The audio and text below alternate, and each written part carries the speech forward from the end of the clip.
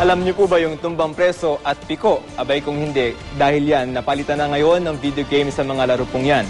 Isa na nga ito sa mga kinahuhumalingan ng kabataang Pilipino. Gayunman, nangangamba naman ang ilan sa posibleng masamang epekto nito. Kaya naman isinusulong ngayon na magkaroon ng classification para sa video games tulad ng mga sa pelikula. May report si Tina Panganiban-Perez.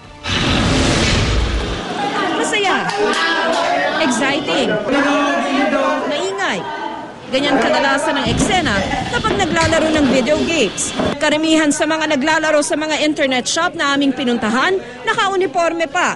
At ang nahiligan nilang laruin, puro mga barilan at labanan. Bakit yung game na may barilan, saksakan, bakit yun ang pinili mo? Kasi po, nauuso sa mga laro ng mga bata. Nangangambang isang kongresista na ang mga barilan, saksakan at kung ano-anong karahasan sa mga video game na nilalaro ng mga kabataan ay madala nila sa totoong buhay. Ang kanyang rekomendasyon, magkaroon ng classification ang mga video game tulad ng mga pelikula at bago maglaro, humingi muna ng permiso ang kabataan sa kanilang mga magulang. Tulad ng mga palabas sa TV at pelikula, kailangan din daw bantayan lahat ng nakikita at napapanood ng mga bata. Kung hindi raw ito sa cloud ng MTRCB o Movies and Television Review and Classification Board, maaari rin daw bumuo ng isang task force na magbabantay sa mga pwedeng laruin ng mga kabataan o di kaya magpasa na lang ng ordinansa ang mga lokal na pamahalaan para rito. Dahil sa sunod-sunod na insidente ng pamamaril nitong mga nakaraang araw, baka raw ang dapat na laro lang nagiging realidad sa iba. Payag naman kaya ang mga batang gamer dito? No? Bakit? Kasi pagalitan ko kasi. Opo. Bakit? Dahil pag hindi ko po sinabi, papagalitan po ako. Hindi. Bakit hindi? Lagi po napapagalitan. Ikaw, makakasakit ka ba ng tao? Parang yung nangyayari sa video game? Hindi po, laro lang po ito. Laro.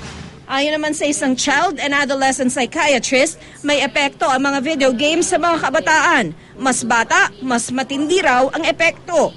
So it's like PTSD, post-traumatic stress disorder, where the brain can actually be traumatized by looking at repeatedly. And then if these are below 6, it's more critical.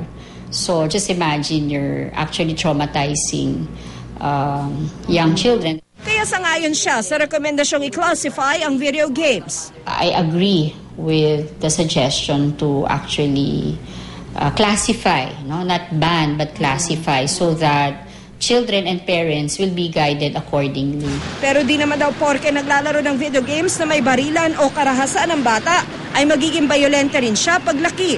It is not as simple as if I play gun, then I'm going to shoot people. So there are different variables. Mas makakaapekto raw sa bata ang relasyon nilang magkakamag-anak, ang mental state at background ng bata, ang kanyang developmental age, ang nilalaman at uri ng video game at kung gaano siya katagal naglalaro. May mga kaso raw na naa-addict ang bata sa video game at di na nag-aaral, lumalabas ng bahay, kumakain at naliligo. Video games in itself are not really bad, but we have to monitor. Payo niya sa mga magulang, bigyan na lang ang kanilang mga anak ng mga educational material na mas makakatulong na pagyamanin ang kanilang mga murang isipan. Tina Panganiban-Perez, GMA News.